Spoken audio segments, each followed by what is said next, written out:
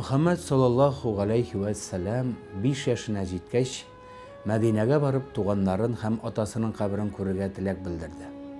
Бабасыннан рөхсәт алды.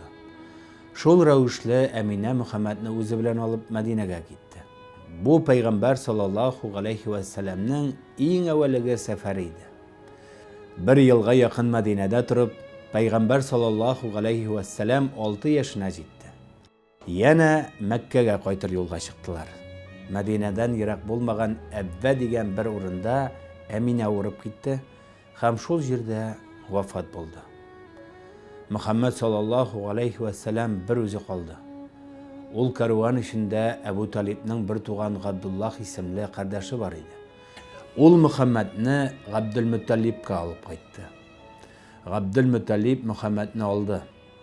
Бу Габдуллах белән Әбу Талиб икесе бер анадан туган булып, аналарының исеме Фатима иде. Габдулмутталиб Мөхәммәдне аңа тапшырды.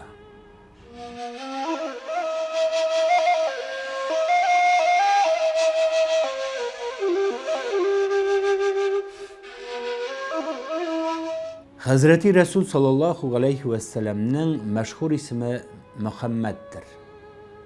Пәйгамбәр саллаллаху алейхи ва сәлләмнең 200 бер исеме барлыгы хәбәр ителә. 6 бармак китабында 99 исеме бар дилә.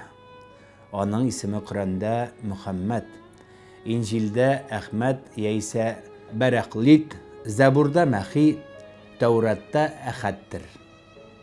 Шулай ук Пәйгамбәр саллаллаху алейхи ва сәлләмнең куниясе Әбу әл-Касимдыр. Чөнки беренче улы Касим исемле иде. Гарәпләрнең гадәте шул була. Үзләрен әүвәлеге угылының исеме белән атыйлар иде. Әбу әл-Касим ягъни Касимның атасыдыр. Тагын бер исеме Гакибтыр. Ул барча пайгамбәрләрнең ахыры дигәнне аңлата. Яна бер исеме Хасиб, ягъни кыямәт көнендә өммәте өчен хисап бирүче димәктер. Шулай ук аны Әбел Мәлхәмә диләр. Күп сугыш кылучы дигәнне белдерә. Чөнки Пәйгамбәр саллаллаху алейхи ва сәлләм башка пайгамбәрләр сугышмаган кадәр сугышты. Бәни әт-Тәүбә дип тә атыйлар, ягъни Хак Тәгалә Мөхәммәд саллаллаху алейхи ва сәлләмнең өммәтенә тәүбә кылу мөмкинлеген бирде һәм тәүбәләрне кабул итте дигәнне аңлата.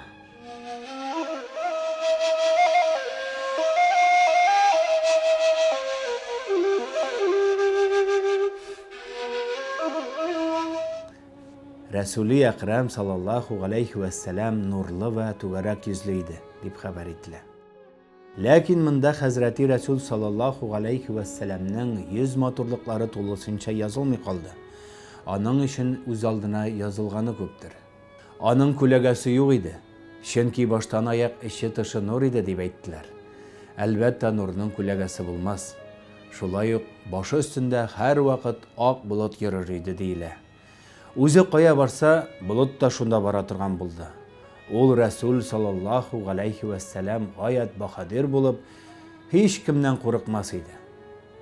Бер көн Мәдинәдә бер гауга чыкты. Халык хайран булып, бу ни хәл булыр диделәр.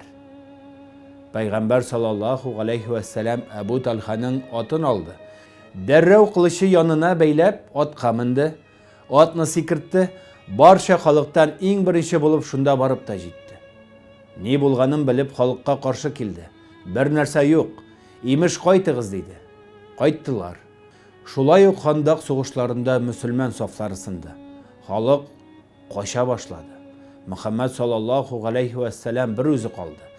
Һәр кем дошманнан куркып кире әйләнеп кайтмады. Бер адым кире атламады. Расулуллах саллаллаху алейхи ва сәлләм бер нәрсәгә карыйсы булса, муйнын борып карар иде. Күз очы белән карамас иде. Алдан ничек күрсә, арттан да шулай күрер иде. Бер карауда мәгрибне дә, мәшрикны да күрер иде. Уяу чагында ничек ишетсә, йоклаганда да шулай ук ишетә иде. Вахи өчен Җәбраил галәйһиссәлам киләчәк булса, исеннән белер иде. Йомшак җирдә эзе беленмәс иде. Каты таш өстендә эзе беленер иде. Тешләренең нуры белән караңгы кичләрдә юлларны күрә алар иде. Караңгы кичәдә берәр нәрсә югалткан булсалар, ул нур белән табарлар иде.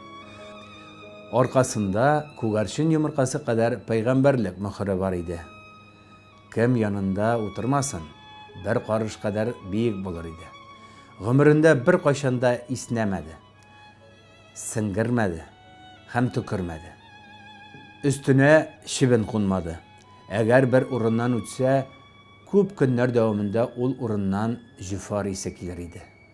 Asla yalgan söylemedi. Hacet vaktinde barmağından sul aragar idi. Qayşan tirlese tirinden jüfar ise kilir idi. Büyük de yumart hem mihribanlıydı. Ayak kiyimin özü düzetir hem kiyimlerin yamar idi. Qay vakit şikmen kiyeydi. Bir kimge de hıyanat kılmadı.